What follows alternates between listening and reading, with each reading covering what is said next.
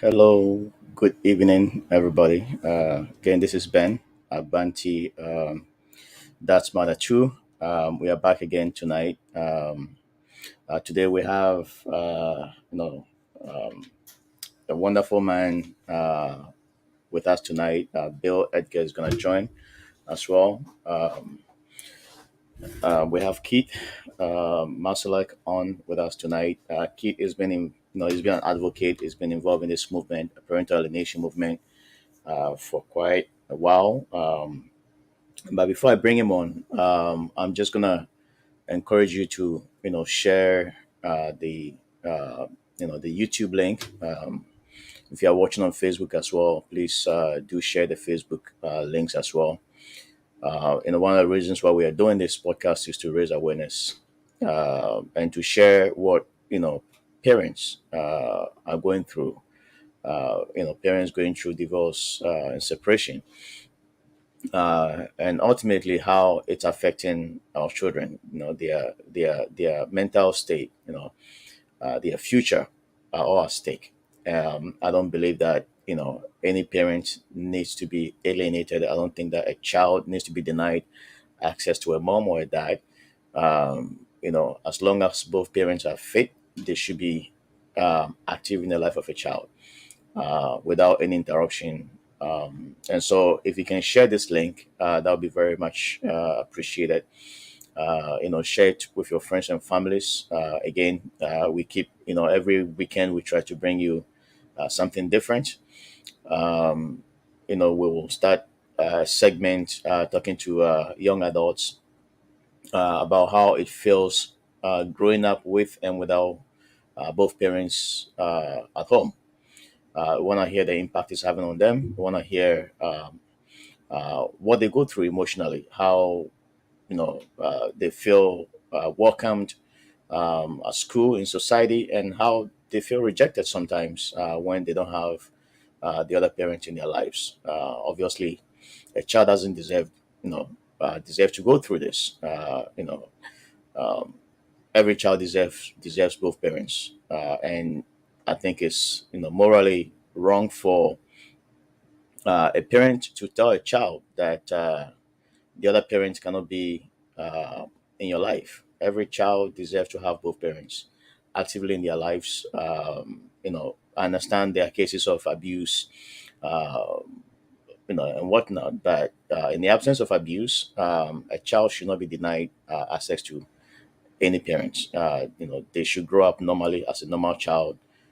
They should have the love of both parents in their lives. They don't have to, be manipulated or be, taught to lie, against another parent. It's just wrong. One of the questions that I ask people, I've had, people come to me, and one of the questions that I ask them, especially, those parents who deny access to the other parents, the question I ask them is when they were growing up, did their father have to go through this or their mom had to go through this? Or were they denied access to any of their parents? Because if you were not denied access to a parent, there's no reason why you should do that to your child. It doesn't. If you tell your child that you love your child, yet you are denying the child access to the other parents, it's not love. It's just pure hate. It's not love. That love is just covered with hate. So I'm gonna bring Keith on right now.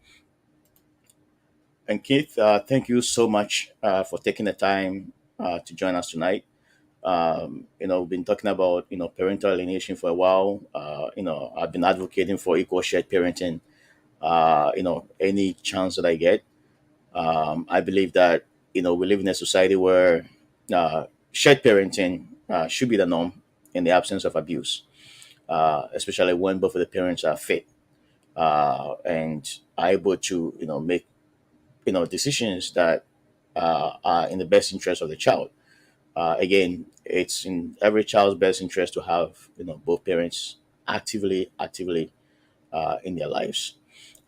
Keith is the founder of the Parental Alienation Worldwide Support Group. Keith has support groups all over the place. He's originally located in Montana, but right now he said he's somewhere in North Carolina. Sorry, Northern California, um, and he's joining us from there tonight. And Keith, once again, I thank you so much, for making yourself available tonight, because this subject is so sensitive, and I feel the pain and the challenges that a lot of parents, especially dads, go through. This can break you down. This is so serious, that I don't think it's right for anyone, to go through this. It's just absolutely wrong. Keith, can you tell us a bit about your organization? First of all, Ben, thank you very much for having me on tonight. It's a great honor. I'm the founder of Parental Alienation Worldwide. We run support groups, services. We have a foundation. We're global. We have support groups in New Brunswick. We have a support group in Nova Scotia, um, and we have folks in our support group and services from all over the world. Eastern Europe, Western Europe, Canada, Mexico, America. Um, I definitely agree with everything that you just said in your opening monologue. Unfortunately, it seems that anywhere there's a Western uh, ideology, this is prevalent. Parental alienation, which most people don't understand or know what it is. For a better term, it's a hostile, aggressive act from when parents divorce, and basically it slowly, uh, and sometimes unintentionally, but most of the time intentionally, affects the children in such a manner that they that they lose contact with one of their parents, whether it be mom or dad. And that's Mhm. kind of where we're here to help, here to walk with folks. Um, I myself have been married twice, 4 kids, um, starting back in '85, um, and my last divorce, like we were talking earlier, took me about 7 years to litigate, and she took them off to the state of Indiana, and so I'm able to talk to them by phone, but only one of them. The other two don't want to talk. My oldest daughter, of course, I have a granddaughter now. Today was her 7th birthday. Mhm. Um, so, uh, but that's what our foundation's here for, is to walk with folks, to help them through this. We know how expensive it is. I know how expensive it is. How expensive the litigation process can be. Um, and what we're here to try to help, try to circumvent some of that if we can, and to basically get the best results, with obviously a flawed system. Mhm. So, Keith, you may have already touched on this, but uh, I know you've gone through two previous relationships, and you may have had some experiences along the way in relation to parental alienation. What is the history or the story behind your group? What really drove you to start this organization? Well, when I became or realized that I was an alienated parent, um, when I went to go search for it, and this was back in 2011, 2010. There wasn't a lot about it. There was some information. Obviously, as my education in the process has grown, um, there's a lot of stuff going on. But when I got in, folks wanted to sell me books and trinkets and bracelets and this and that, and I was mainly looking for information on, first of all, what am I into? What is this?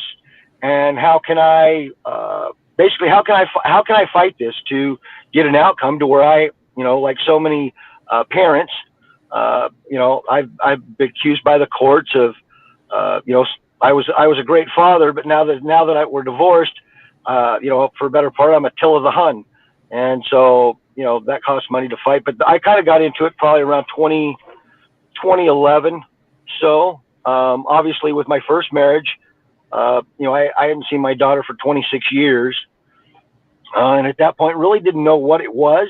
Like I said, self-educated myself into what parental alienation really is.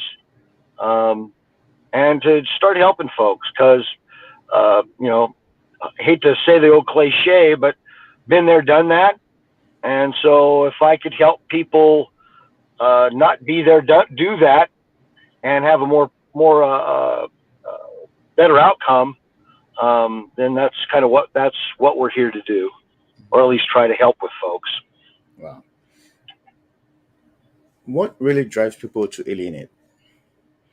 I mean, based on your own personal experience, I have, some experiences that I've had as well. What is the force behind parental alienation? What really is a motivating Control. factor? It's the other parent wanting to keep or maintain control over the other parent and the children's relationships, and to oversee that and make sure that they want to project their relationship or whatever they want onto the children. To know this is, I'm in control, and you can only, I'm only going to allow you to see your children, X many days or once per year or whatever, and that's just not right. No parent should be a Disneyland parent, mother or father. As long as they're a fit parent, as you said in your monologue, they're not abusive. Of course, we've come to learn that, like autism now, abuse has a giant spectrum. So they've tried to encompass basically everything that someone may or may not like, and now they've lumped it into abuse. And so people use that to, I was used as verbal abuse to my children, even though the courts, told me, I spoke up and said, you can't tell me how to talk to my children. That's a violation of my First Amendment rights. Mhm. And they said, well, you're absolutely right, but now you're a weekend dad. Oh, wow. Just like that. Just like that. And at one point, I had all my rights taken away. I could not see them. I could not make any decisions for them. And I was not allowed to see them until I obviously had to go down and hire a attorney on a partial basis to regain my rights back. Wow. Were you at least able to, visit them in their schools at all? Or you were just, Um, allowed to, well, for the first 3 years, we had what they call a 50-50, but everybody knows it's not a 50-50. It was more of a 51-49, with mother retaining 51%. I was allowed to have my kids. We did what they call a 2-2-3-3 schedule?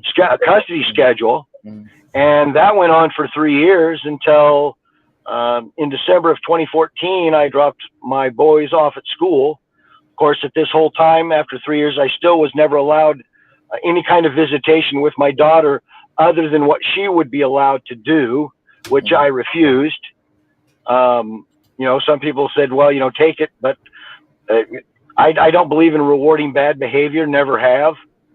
Mhm. Mhm. And Mhm. so that was kind of my sacrifice. Unfortunately, it was my daughter's sacrifice. But I got to spend time with my sons and our two sons. And then she abruptly, without notice and against court orders, picked them up and moved them from the state of California to the state of Indiana. And that was in 2014. And that was basically the last time that we had a physical contact with them, other than this last summer when I physically drove back to Indiana to see them. Wow. Wow. So basically, what did the court do about, like, did the court, at least do anything at all to basically uh, bring these children back to where they originally No, that was considered the a funny primary home? part. My divorce occurred in Orange County, California. probably one of the worst counties next to New York State Mhm. in as far as custody issues. Mhm. They basically step pro quo. Mhm. They're already back there. She got him into school, and so they didn't want to uproot him, even though, because you follow the money in child support, California retained jurisdiction in order to Mhm. retain the financial incentives Mhm. here in America, what we call Title 4D. Mhm. Mhm. Mhm. And so that's the federal Social Security incentive to basically take one parent away from the children and make the one parent a payee and the other a recipient. And they get federal matching dollars through the Social Security Title 4D Act. Wow, Bill, thanks for joining. It's been a while since we connected. I'm so glad you're on as well. This is Thank you. your area of expertise, and Keith as well. Thank you for taking the time to to join us. I'm sorry I'm a little late. And Keith, we were just speaking earlier. We got cut off. Keith is one of the first people who reached out to me Hmm. and recognized my crazed rantings um, in a support group and took the time to respond and provide me some information and guidance. And since then, I've learned a lot from him. He's Hmm. provided me a great deal of information and guidance, and I was able to keep my children in my life thanks to the information and help that he provided me. And Hmm. I'm so thankful for that. So I hope anyone that's listening tonight, and if you have any questions or have any concerns, to please seek out this man for help. He's got a lot of information and can be very helpful in helping you keep your children in your life. Hmm. Wow. So Keith, just coming back to you. One of the things that I still struggle uh,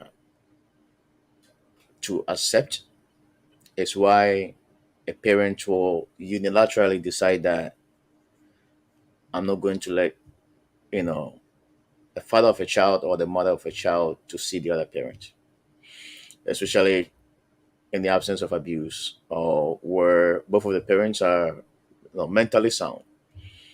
I still struggle just to accept that because unfortunately there are many dads uh, as well. There are moms as well who have to pay thousands of dollars to go through the legal system just to see or to be in the life of their child. I know Bill has been through it. He's still going through it. Still fighting. Um, like, why is it a mental health issue, or is just people being, you know, uh, evil?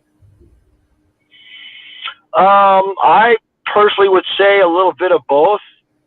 As far as trying to answer, your question, um, through reading a lot of psychology and learning a lot of human behaviors, Hmm. um, we're if you've ever watched Caesar Milan, the dog whisperer, our brain kind of acts a lot like that. Because after all, I mean, we are human, but we still have, we're still animals, at our core. And Hmm. like you stated, you're having trouble processing of, how could this person that I've loved for so many years and had children with, and now all of a sudden do this? I found that for me, I stopped. I had to, because I was one, driving myself crazy, and I felt like that crazy dog chasing his tail all the time. And from what I try to explain to folks is, if you can learn to stop that and not focus on that, it'll redirect your energy and your brain to go after what's the important thing, and it's not so much the why, because you'll never explain the why, because it's someone else, it's not you. You can't explain someone else's actions. Just like, when someone can commit suicide, everybody goes, why? Nobody knows except for that individual. As I've seen the hundreds and thousands of stories, the majority of it is for hatred. One parent has so much hate because you left them and that they're no longer in control of you. And that's kind of the basis of what I've learned through Dr. Childress and Dr. Amy Baker and Dr. Miller and everything that I've read in the last 10, 15 years. It's about control. But if you busy yourself continually wondering, then you don't have the mental energy to figure out how to move forward for a better life, not only for yourself, but for your children. If you think most children, for example, if you're a damaged good, somebody walks into a store and they see a box, a nice big 85-inch color TV, but they see half the box is crushed in. Are you going to go over to that box and say, ooh, that's my TV, I'm going to take it home? No. You're going to walk the other direction. You're going to go find a 75-inch TV that doesn't have a crushed box, and you're going to be, so ecstatic. Mm-hmm. Why? Because you unblocked your brain from worrying about why this was crushed to back to where you wanted to go and what you wanted to be. And that's where a lot of us adults, we get stuck, because we get stuck in the trying to figure out why, and you'll be there all day long. Yeah. Bill, any follow-up thoughts? Yeah, I think he's correct. And Keith, you use the term hamster wheel a lot, or stuck in the mud. It's the same thing. People, instead of moving forward, they keep trying to run over the process that happened again and again, and wonder if they had done anything differently. Could the outcome have been changed? And could things have been different? And that there is, I see that as the victim of abuse blaming themselves and feeling guilty for the abuse they were subjected to. And they just don't even recognize it or realize it. And that's the sad thing about this. It's the people that were abused, they usually end up blaming themselves. And because of the abuse they were subjected to and suffered over a long period of time, they become isolated. They don't have the friends they used to. And the only thing they did get subjected to was guilt and shame for a long period of time. So it's becomes the way you process and deal with information. Mm-hmm. Mm-hmm. And it becomes normal. Yes, yeah, it does. Yeah. And that's so sad. Yeah. I mean, most of the people that are on our platforms, Keith, people that are seeking for answers. And, I'm so grateful that, Bill, takes on the Thursday shows, bringing on some, parents, dads that, are sharing their stories and, basically sharing how, they were able to find themselves out of that situation. Some, getting pretty much, being lucky, if I may say, to be able to be active in the lives of their children. And so for a dad or a mom who is being alienated watching us tonight, and you've talked about being able to come out of the situation and not focus too much on the problem. How do you do that? I mean, this is emotional, a lot of emotional trauma that a parent goes through, and sometimes it is very difficult to easily turn your back, and especially when you love your children so much, to turn your back and say, you know what, I'm gonna just pull back and do something different. Like, what advice would you give to a dad or a mom who is going through a similar situation like we've all been through, watching us tonight? Well, as Bill mentioned, and we've talked about several times, for a better analogy, parental alienation is a mud puddle. We have two choices. We can either keep wallowing around in the mud puddle, or we can get sick and tired of wallowing around in the mud puddle and decide to step out of it.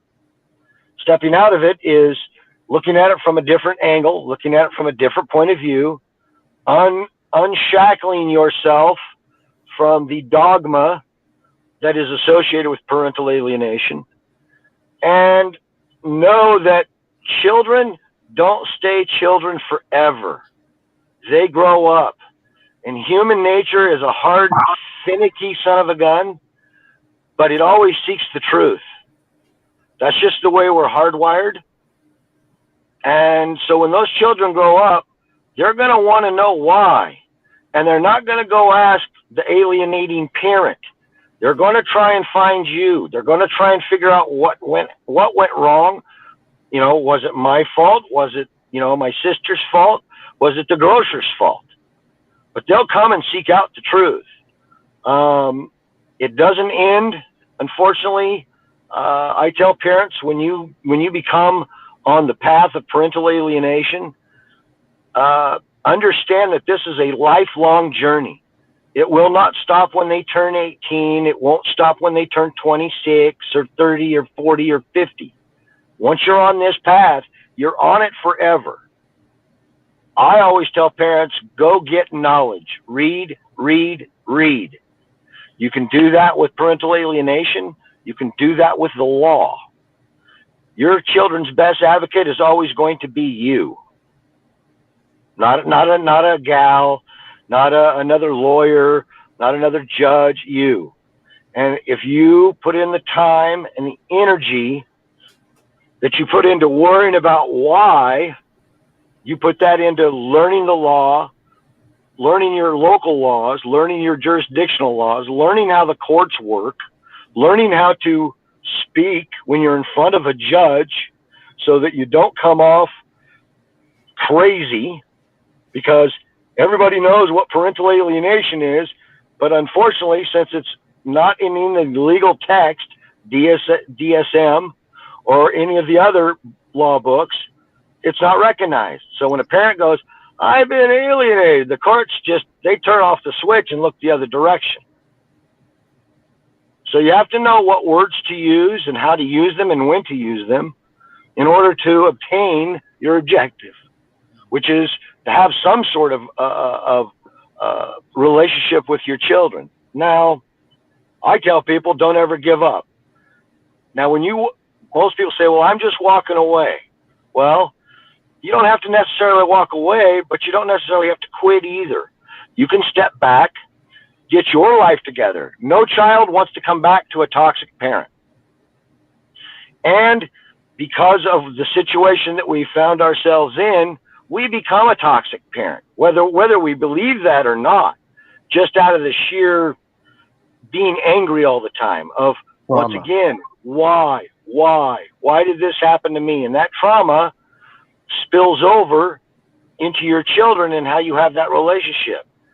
So I try to help parents and teach parents to fix themselves first because just like airports, when a plane goes down, they don't tell you to put the mask on the kids. They tell you to put your mask on first, then help your children. And the same principle applies. Bill? Yeah, I again, I was one of the people who got most of the information and knowledge I have about this field from Keith, and I agree with him entirely in all of his views and opinions. Like I said, he's helped me to keep my children in my life, and that's something that I could never repay, and I keep thanking him for it because I hope he knows how grateful I am. So, Keith, when I was going through my process, I had never heard about parental alienation. I started doing a lot of internet research and came across it. I started digging into it. Like you said, acquiring knowledge as much as you can, and I'm very appreciative of what you're doing. To help parents. Um, it is worth fighting for the soul of our children. It is worth it. Why do you think the governments, this has been around for years. Initially I thought it was just North America, but It's all over the place. It's all across the world. Why do you think the government is not doing anything about it? Even the United Nations, they have not even recognized parental alienation as an abuse towards children. Money. Nobody wants to ever discuss the elephant in the room. Money. Almost every legislative language has brought the UN Charter of Children's Rights. That language has been piecemealed into every state, every county, every federal, Canada, America, into the language, and they use the children as a dollar bill. Here in America, it's called Social Security Title 4D, and that is the federal incentive back to the states for child support enforcement. Now, there's no such thing as parental visitation enforcement because there's no money in it. But there's money in going after folks and taking their hard-earned money and redistributing it to others. Now, don't get me wrong. I'm all about supporting children. But I don't think, most of us were married. I don't ever remember the government coming in and telling me I had to spend $1,400 a month on my 3 children the entire time I was married for 10 years, 13 years. But as soon as I get a divorce and go in front of a court, once again, the state, and talk to them to try and get some sort of equality, I found out that courts aren't about equality. They're about equity. And they're about your equity in their pockets to pay for the big courthouses and to pay for the bailiffs and to pay for the court clerks and to pay for the child support enforcement agencies that are $1 billion a year. Money. Mm. Mm. Bill? Yeah, I'm familiar with the American system, and they've put incentives in place for states to take away children from families so they get federal government funding. It's horrible. It's it's so wrong on so many levels. Instead of the government trying to put in programs in place to help keep families together or put supports in, so even through a divorce, they don't have the complete breakdown of the family unit, and they could help people through the situation instead of putting the children on this pedestal to fight over. And that's what they do, and they're all getting rich over it, and they claim to be making these decisions in the best interest of the children when that is definitely not the case. The best interest of the children, even in high conflict cases, to have access to both parents, because that is where they know they're part of their parents. Children grow up loving and they're so innocent. Mhm. And for them to reject a parent, that's a learned behavior, a taught behavior. So once you get into the court system, this is where these behaviors develop. And instead of doing anything to help prevent the children being turned against the parent, the process helps to turn them directly against one parent over the other, and they take sides, and it makes everything worse. Um, that's my view on it. I think Keith is the same. Stay way out of the courts. If you can resolve prior to getting the courts, you're better off. Is it, Bill? Is it the same as what we have in Canada? I haven't been able to track the money in Canada like they do in the U.S. There are different uh, tax benefits for when children are in the care of the state, and then they don't have to pay out as much. So there is a monetary value with the government becoming custodians of children. But I'm not as familiar with that, and it's not as well documented as it is in the United States. Mhm. You know what? Interesting thing I discovered recently from a friend um who works with the banks, and you know how in Canada basically it's the taxes are applied before I believe before they release the funds, and the recipient basically it's not taxable. Whatever the recipient gets, it's not taxable, right? Um, and so in the eyes of the bank, whatever the recipient is getting basically is considered as an income, and then the payer is the opposite. And so when you have somebody a payer who is meaningfully making some good money, paying the support has he or she should be paying, when trying to get a loan or money to buy a house, basically that is actually considered against you, as opposed to the recipient who is receiving the money, because for them it's a huge income that makes it a lot easier for them to purchase a property than it is for the payer to purchase a property, which I think is very unfair. uh, because if I'm the one that is paying, truly it should be an income on my part, as opposed to being considered as an expense, right? And for the person who's rather receiving it, can basically do whatever they want with the money. Nobody says anything, to them. And so the one who is paying actually is more or less at the losing end on every front. You can buy, Absolutely.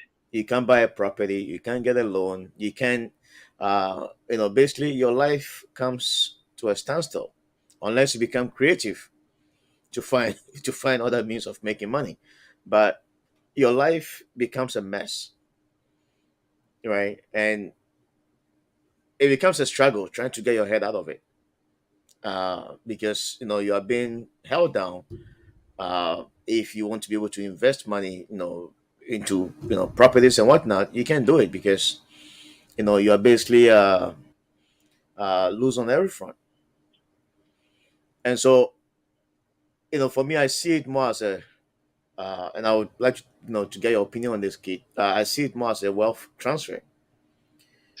You know One parent works hard, in this case majority happens to be the dads, works so hard, becomes the ATM, um, and then the other parent just spends, right? Um, and I think it's just a systematic problem that is structured to transfer wealth from dads to moms, or it could be from moms to dads. It could go either way, but it is a wealth transfer that is very unfair. It is, and I think the system is structured that way. Is it because men don't spend money like women do? Well, it's for me. It's followed the evolutionary course. Um, back in this for America. This all started back in the 1953s when Lyndon Johnson, when he declared war on poverty. This was the first time. This is when the Social Security Act, obviously, Roosevelt, back during the Depression in America, they set up the Social Security system. But in 1953, Lyndon Johnson created the War on Poverty, and within that language was he basically created Title 4D in the Social Security Act, which is the financial incentive for grants to collect money from non-custodial parents. Okay, there's the term. Well, if there was never deemed by courts a non-custodial parents, if the courts just came out and said, you know what, you're both custodial parents. When they're with you, you figure out what to do, and when they're with you, you figure out what to do. And if you have any problems, you're supposed to be adults. Come together, work things out like adults, and go forward. Well, we don't do that. Transfer of wealth, and the status quo. And once again, you're not going to put a band-aid with a dollar bill to a multi-billion-dollar industry. People come to me all the time and ask, "Oh, I can't believe that you charge." Yes, I do charge. I charge membership fee. I charge a subscription fee. I also charge consulting fees. But I don't charge $600 an hour, as most lawyers do, family courts do. My fee is very minimal because I understand that it takes money to fight money. You can't fight a system with a bouquet of flowers, singing "Kumbaya" and saying, "I hope everything turns out okay." I don't know what planet you're living on, but it's not on this one. Mm-hmm. Everything takes money. Whether if you've got a lot of money and you want to throw it down the toilet, go get yourself some high-priced lawyers. If you don't have a lot of money, best thing you can do is educate yourself on the law, but on all your issues that have to do with family court. And you have to try and beat them at their own game and be better than them. Sometimes, most of the time, we lose. Why? Because you walk in with the court stacked against you. For my example, after she had left, I asked on my last conference call when they finalized my divorce at 7 years. The judge simply asked me, "Do you have anything else you want to add?" And I said, "Well, unless the court's going to change their mind and bring my kids back here to their jurisdiction, we're probably going to be done." She goes, "Sorry, Mr. Marsolek, but yes, we are done here then." And that's the end of it. Well, I mean, yeah, I can fight appeals. I can spend more money. I can, work harder at this, but I would rather use my energy in teaching people how not to get here in the first place.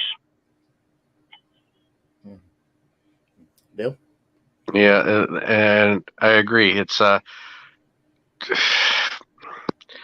this is a trap.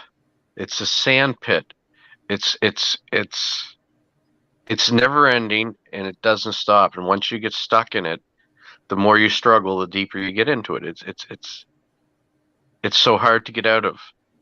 And the people that do manage to get out of it are ones that have a very high income. They hire professional lawyers, they hire professional psychiatrists or psychologists who can make proper assessments of these situations and present that evidence to the court and get decisions made on it. And even in cases when you have all these things working for you, it can still take up to 8 to 10 years to have the courts recognize the truth of the matter before they make the right decision. And according to Dr. Stephen Miller, in a study he conducted for the state of Massachusetts in 2012 or 2014, he said the courts make the wrong decisions 95% of the time because of how people present. They see a person who is being calm and collected, they got a lawyer representing them, and they see the other party who is reacting to the things and evidence being presented. They seem erratic and emotional, and because they present as unstable and not displaying normal range behavior for the average person, they believe they are the cause of the problem instead of recognizing that they are displaying traumatic behavior that is consistent with a person that is being abused or is suffering through trauma. But because they can't tell the difference, they make decisions against them 95% of the time. And that's where the cases go to hell from, and they just get worse from there. No. So how do we fight back? It's a big question. I've always have the thought of you know having a rally, just to create awareness and to openly, you know, uh, let people know that this is what's happening to a lot of parents. When I talk to people about parental alienation, or even shared parenting, a lot of people have no clue, and they don't even. Some have been on the show that they don't even know that this is happening in our societies. How do we effectively, create that awareness? I know what Bill and I are doing, including yourself, Kit, is to raise that awareness, to let society know that this is what real people are going through. how do we become more effective? How do we, reach out to the masses? Because politicians look at numbers, right? If the numbers are there, Absolutely. they will quickly act. Well, from what I found over the last 10, 15 years, uh, and I don't know, I'm not sure why, but most people, they want to come at this fight, and Hmm. they want to whine, moan, complain, tell the world how bad they've gotten it, how they've been screwed, how their kids have been screwed, and but you ask them, hey, we got this thing going, try and help us, support us with $1, and you get, oh, I can't believe you're charging people. I don't know, but last time I lived on this planet, just about everything has a price. Food has a price. I mean, just for an example, someone goes and gets hurt, male or female. They're walking down the street, they get mugged. Okay, that's because they're not knowledge enough, or educated enough, or strong enough. That's why, and they were in the wrong place at the wrong time.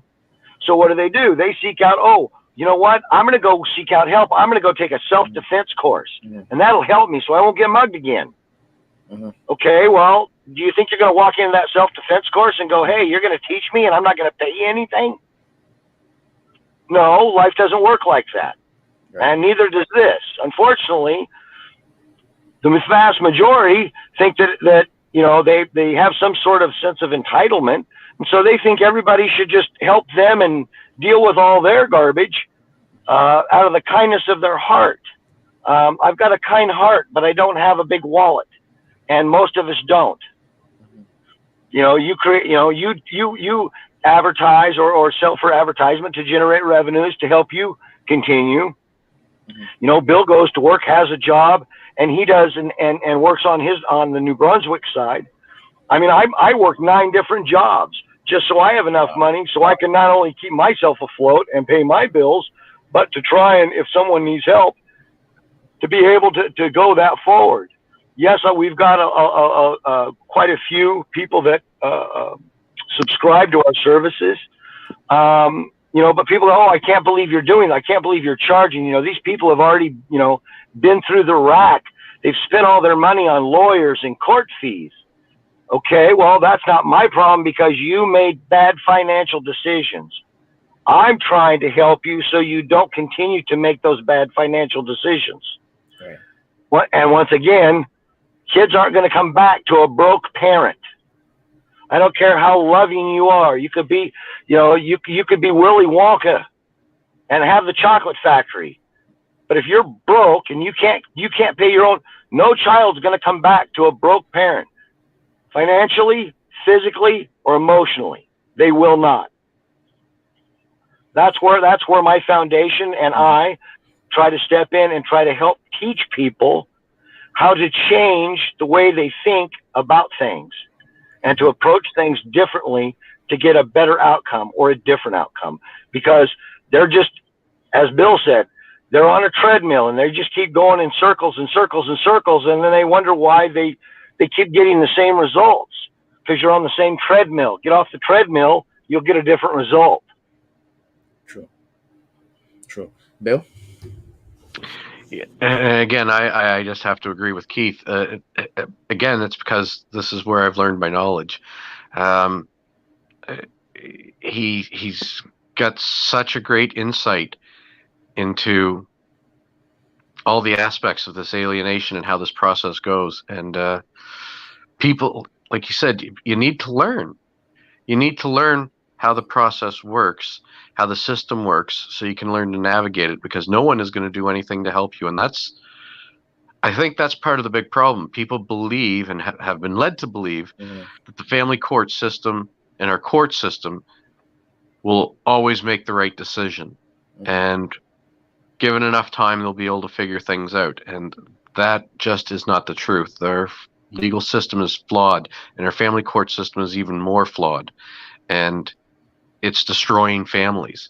They Hmm. are actively interfering with what is in the best interest of the children by denying access to one parent over the other based on false reports and allegations. Mm, They could have been married and together for years. Custody and access was not an issue. All of a sudden, when the divorce comes up, it's now an issue, and that parent is not fit to look after his children when he had access to the children daily. mm, It's wrong, and mm. they're making those decisions. Yeah. So I have a question on two questions on YouTube. And Bill, I'll let you take a stab on this first. It's addressed to Keith.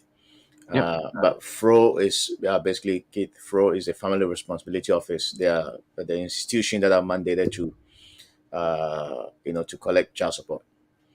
Um, um, so Bill, do you wanna sort of take this question on first before Keith? Just because of Actually, the I'll let Keith terminology, take the phrase. this. Okay, okay. I'm not familiar with the FRO, and Yeah, I think it's Um, probably in Canada. well, Yeah, that's why I was going that way. But yeah, Keith, please go ahead. well, an FRO is basically it's a restraining order. Um, Unfortunately, here in America, restraining orders are given out like candy.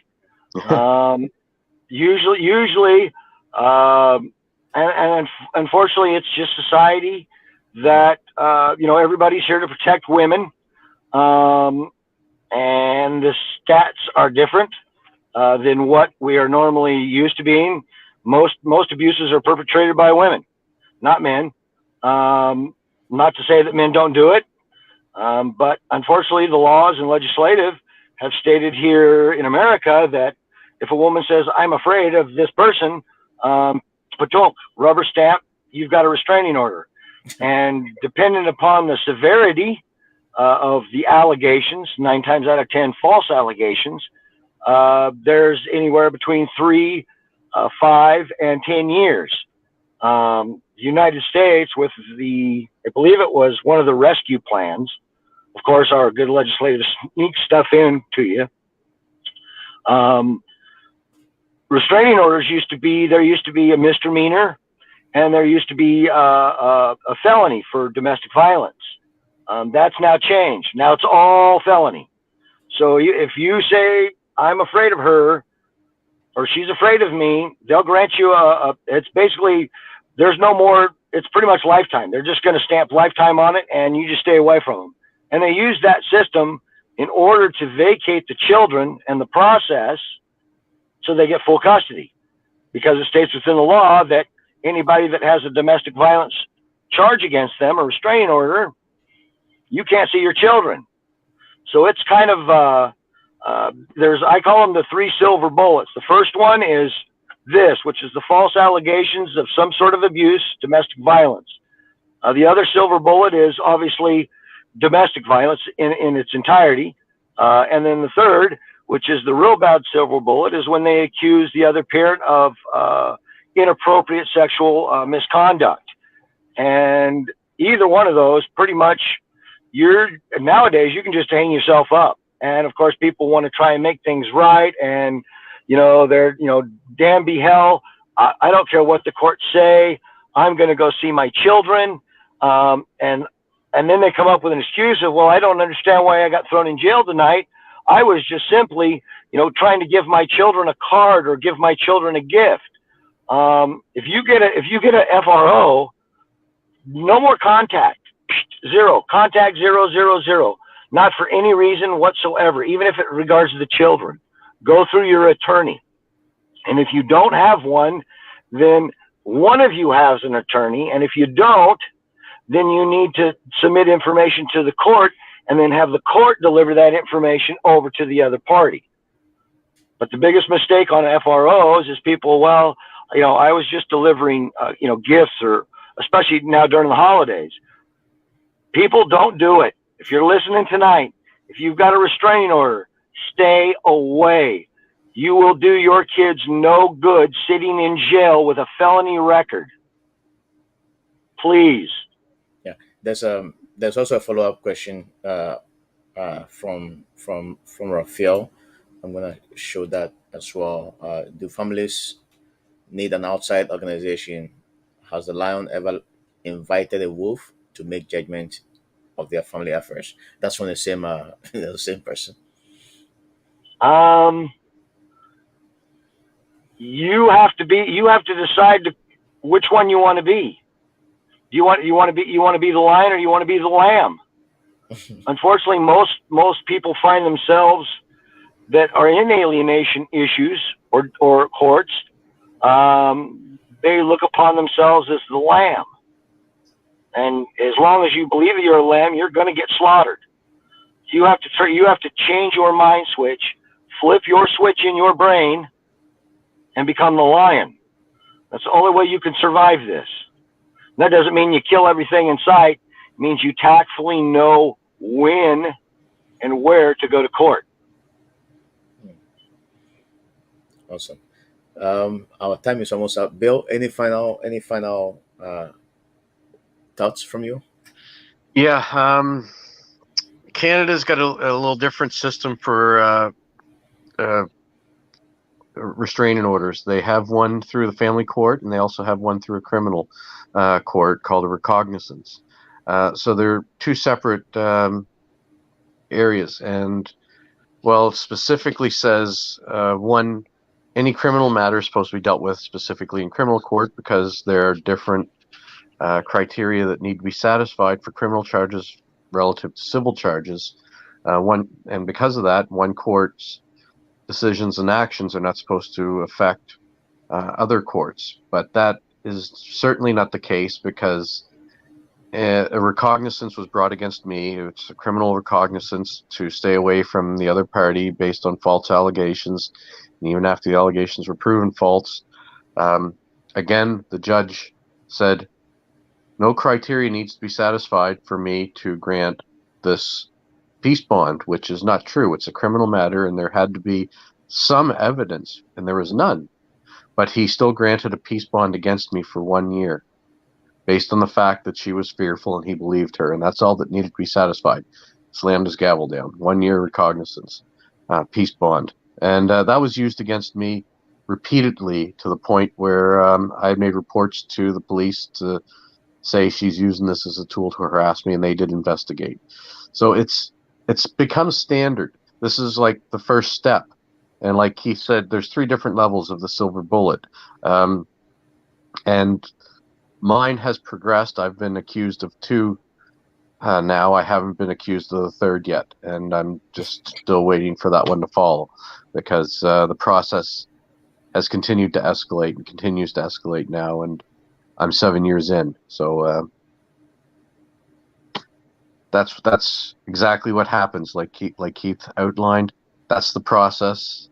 That's what happens, and without getting to court and getting the truth recognized, you will end up going down through this. And like I said, I've been through 2 stages of having been accused of being abusive. One, just generally abusive. Next one was abusive towards my children, and the third would be physically abusive to my or sexually abusive to my children. Which, again, I live in the fear of that coming every day. So, Bill, I had a situation, the family court where um, a restraining order was requested against me. Mm-hmm. Obviously, the judge denied it because she basically said that she had no reason to believe that there was a threat. But unfortunately, some document was faxed to my kid's school, to the principal, claiming that that's a restraining order and that I cannot be in their school to visit them. Luckily, the principal, deals a lot with family lawyers. His daughters are into family law. And so when he saw it, when he got the fax, he called me, come to my office. So I went to the school and said, listen, this is what was faxed. It's fake and I need you to deal with it. But, bringing it up to the system, nobody wanted to deal with the issue. So, in my perspective, the system is just being biased, right? That this I don't know if this constitutes a fraud or a criminal offense. I mean, you will know this much better. Uh, it's it's hard to know. I'm not a lawyer, and each province has their own acts and legislation. We have the Criminal Code of Canada, which is across Canada, and I've tried to follow that one, but there's civil torts for different things where actions like this are taken, which people can be held accountable for, but it won't be through the family court, or it won't be through the family courts or the criminal court. You would have to, again, represent yourself or hire a lawyer to take them on in a civil court. And again, this is an expensive process, a long process, without much risk of return. Because it's a distraction. If you're trying to keep your children in your life and you're Mhm. fighting over these things that they do that are abusive, your best bet is to document them, keep them together, and when a pattern can be established that this is a criminal pattern of behavior, then maybe try to make your applications or take it to the Crown prosecutor or public prosecutor and try to deal with it. Wow. Wow, that's awesome. Keith, any final thoughts from you? And also, if you want to, you know, share with the audience how they can, contact you should they need any services from you as well. Well, we're mostly on Facebook. We do have quite a large social media, Instagram, but we're mainly on Facebook. You can look us up under Parental Alienation Worldwide Support Group. We also have a services group. We have Bill's group, which is New Brunswick, under the same name. We have Nova Scotia, which is under the same name. And you can come to my public profile. It's Keith R. Marsolek. I'm a content creator as well. With my information, my phone numbers, everything's there. If people want to reach out, contact me, call and want to make an appointment for future consults, I do that as well. And like I said, I've been through the system. I know how much everything costs. So we're relatively inexpensive. If you fully understand how much it costs to fight and go through this process once you've gone down the path of parental alienation. There's no guarantee. I would tell everybody that's listening tonight, if anybody ever tells you that they've got a guarantee to bring your children back, run from them as far as you can, because they don't. The only person that can get you your children back, unfortunately, is the same person that took them, and that's the sitting judge or magistrate that you've dealt with. So let that kind of sink in before you want to go, ooh, I want to fight this system. Well, you're fighting a system that's already, for a better word, screwed you already. What makes you think anybody's going to change their mind? Unless you want to just keep pushing money down a rat hole. We try to show you how not to do that, and how to better educate yourself and better use the tools of your existence to create a better you and create a better environment for your children. So when they do come back, and they eventually will, they may not come back like you expected, because remember, they're not going to be 10 or 11 or 12. They're going to be grown adults now. But we can help you at least build yourself up. So if or when they do come back, you're a shining star instead of still stuck in a mud puddle. Well, thank you so much, Keith, for all the good advice you've given. Um, and I truly appreciate your time here tonight. I've learned a lot as well. I'm always learning from Bill as well. And Bill, thank you so much. For your support. I know we are in this battle together. We are fighting together. But I believe that there's light down the tunnel. I strongly believe that something will, change, especially for those of us in Canada with shared parenting. I know in the states, a lot of the states are jumping onto shared parenting, uh, policies, and I'm just very optimistic that the same thing, you know, will happen in Canada. But for those of you that are watching, if you know somebody that's going through this as well, I mean, Keith has a very wonderful organization that can provide you with the guide, that you need to be able to go through the system. Lawyers are very expensive. I've personally dealt with them, and uh, you know, at least some of the ones I dealt with, I got nothing out of it. Even though they keep assuring that something will change, believe me, like Keith said, run away because they just want your money. Uh, that's all they are interested in. And when they see, people going through this, they know a responsible father will never walk away from, you know, uh, his children. That is given. And so they play this, games that, something can change down the line. Let's just file this motion. Let's file this motion. Every motion costs money. And so if you're able to tap into kids services, I think it will be very helpful. What I always tell people is, talk to people that have already been through the process, because they can give you the best advice. They know how it feels. They know how expensive it is to go through the system, and they are the best support systems that we have, as opposed to just talking to somebody who has no clue whatsoever, and they will push you through the system to a point where they will even recommend a lawyer, to you, just to go through your money away. Save that money. I mean, Keith has a very good program where his services are not as expensive, as what these lawyers will charge you. But just take advantage of that service, and just you know move on with life. I'm not saying you should move away from your children, but be creative, do something new. Like what Bill and I are doing with this podcast is just a distraction for us, because we are helping ourselves, but we're also helping uh, other people as well, bringing fresh information to them. There's no point dwelling and being just feeling pity about yourself. You're better than that, right? You can, there's so much ahead of you that you can do. The better off you are, the better off the children. If the children see you going down, like Keith said, the chances that they'll come and spend more time with you, will be a challenge. But just be positive. Look at the bright side. There's always hope. When you're able to build yourself, when you're able to accomplish something for yourself, where the children can actually look up to and know that, what, dad was able to do this.